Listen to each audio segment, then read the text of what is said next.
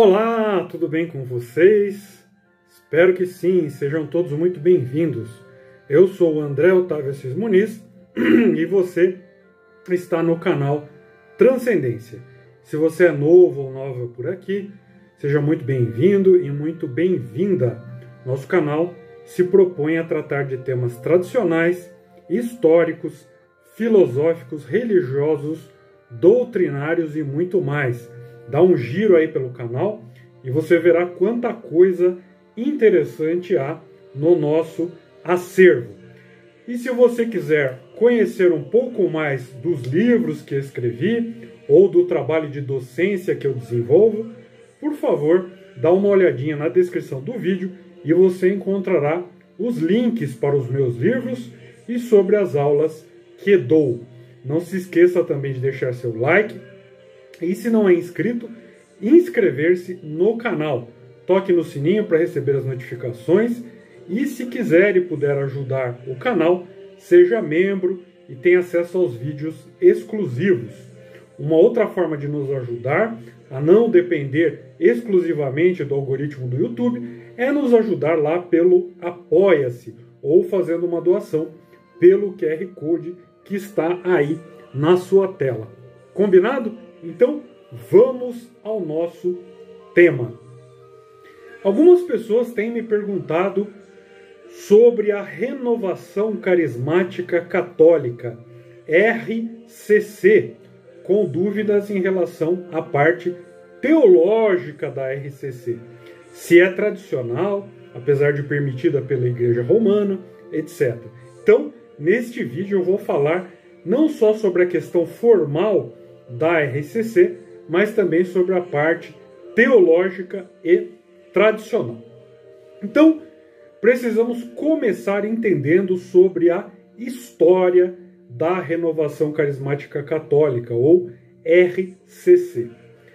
A Renovação Carismática Católica é um movimento que surge em meados da década de 1960 nos Estados Unidos da América, com a intenção de incorporar ao catolicismo alguns elementos oriundos do pentecostalismo. Elementos esses como orações em línguas, liturgias animadas, encontros pessoais com Cristo, etc. E essa apropriação de elementos do pentecostalismo e do neopentecostalismo nasce com a intenção de contribuir para reduzir o ritmo de queda de católicos no país, que se iniciou principalmente com a reforma litúrgica e o Concílio Vaticano II.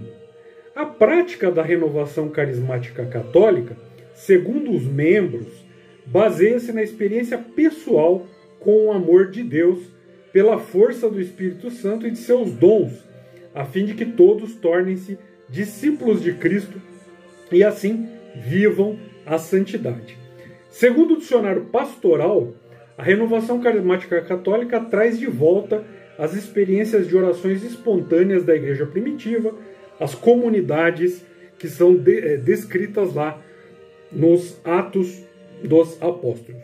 No Brasil, a RCC teve muito sucesso, especialmente nas décadas de 1980 e 1990, com a fundação de comunidades religiosas completamente embebidas nas ideias e postulados da RCC. Então, entendida essa parte, vamos analisar a parte teológica da coisa. Então, o primeiro ponto que chama a atenção é a questão do nome, Renovação Carismática. Ou seja, implicitamente, a afirmação de que os carismas do Espírito Santo, os dons do Espírito Santo, deixaram a igreja como um todo e precisam, portanto, de renovação. Essa renovação viria então de um movimento que, prescindindo da liturgia, da hierarquia sacerdotal e dos próprios sacramentos, uma vez que considera que há um batismo, entre aspas, separado do batismo sacramental, que o fiel leigo pode ter um encontro pessoal com Cristo sem necessidade da hierarquia sacerdotal, traria de volta para a Igreja Católica Romana a renovação dos carismas do Espírito Santo. Então o objetivo final seria viver a santidade, ou seja, os grandes monges e monjas que vivem de modo ascético e anônimo, preservando a liturgia tradicional, os religiosos e religiosas que dedicam a vida toda ao próximo e a uma vida de sacrifícios, os pais e mães de família que vivem de modo virtuoso os valores do cristianismo e educam seus filhos dentro desses valores, etc., não teriam os carismas do Espírito Santo e, portanto, estariam fora da vivência de santidade e do encontro pessoal com Cristo. Da mesma forma, grandes teólogos e exegetas, resolvendo questões difíceis de teologia ou dando interpretações importantes das Sagradas Escrituras, não seriam assistidos pelo Espírito Santo, cujos dons consistem em dançar freneticamente, emitir fonemas, entrar em transe, ter sensações e crises de choro na igreja, etc. Esses carismas ou dons, na verdade, são confundidos pelo pessoal da Renovação Carismática Católica e pelos pentecostais com estados emocionais alterados. Confusão essa que é muito típica da nossa época moderna. Os dons do Espírito Santo, de acordo com essa visão, seriam então sensações, emoções, transes induzidos por cantos, repetição de movimentos corporais, louvores, a típica fala em línguas estranhas e demais manifestações emocionais, sentimentais e até histéricas características dos transes. Não se observa dentro da RCC ou dentro do pentecostalismo nenhuma obra de profunda intelectualidade teológica, nenhum luminar com assombroso conhecimento espiritual, nenhuma profecia exata ou que, durante os transes de línguas, por exemplo, algum carismático pregue em alguma língua existente desconhecida por ele, como árabe, urdu, persa, chinês, pashto, telugo, hindi, etc., para que os falantes dessas línguas recebam a mensagem sagrada ditada pelo Espírito Santo. Eu já tive a oportunidade, em outras ocasiões, de falar que o dom das línguas não se trata da emissão de fonemas ininteligíveis, mas sim de falar em línguas que são entendidas por outras pessoas.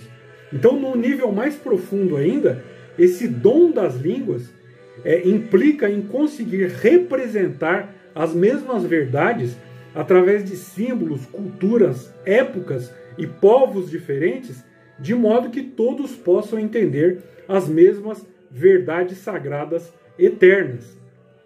Eu cheguei a assistir um vídeo de um monsenhor da Renovação Carismática Católica chamado Jonas Abib, que é fundador de uma comunidade chamada Canção Nova, que já faleceu, inclusive, em que ele ensina a falar em línguas, dizendo que se quem assiste não entende, não tem problema, porque ele também não entende e fala.